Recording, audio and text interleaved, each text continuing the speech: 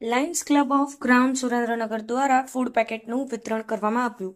રાજ્યમાં વરસાદ ખેંચાતા ખેડૂતો રસ્તાઓ અને મકાનો પાણીમાં ગરકાવ થઈ ગયાના અનેક દ્રશ્યો જોવા મળી ચૂક્યા છે.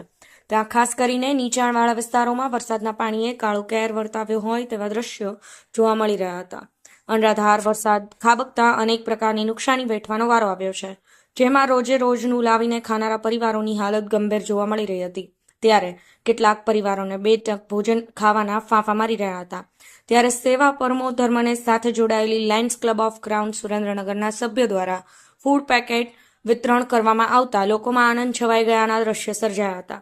સેવા પરમો ધર્મને વરેલા Lions Club of Surendranagar Crown દ્વારા વરસાદની સ્થિતિમાં મુશ્કેલીમાં મુકાયેલા સ્લમ વિસ્તારમાં પ્રમુખ કેતનભાઈ રાવલ, સેક્રેટરી જિજ્ઞાસાબેન નાયકના પ્રયાસથી ફૂડ પેકેટ વિતરણ કરવામાં આવ્યું હતું. સાથે એકઠા કરેલા બાળકોના કપડાનું પણ વિતરણ કરવામાં આવ્યું હતું, જેમાં લાયન્સ ક્લબ ઓફ ક્રાઉનના MJF દિગ્વિજયસિંહ ચુડાસમા, ડોક્ટર આશિષ નાયક, ઋષિરાજસિંહ પરમાર, મુકેશભાઈ દીપકભાઈએ ફૂડ પેકેટ તૈયાર કરાવેલા સૌએ ખૂબ સરસ સેવા આપી સૌનો આભાર વ્યક્ત કરવામાં આવ્યો હતો. બ્યુરો રિપોર્ટ, સમય 24 ન્યૂઝ, સુરેન્દ્રનગર.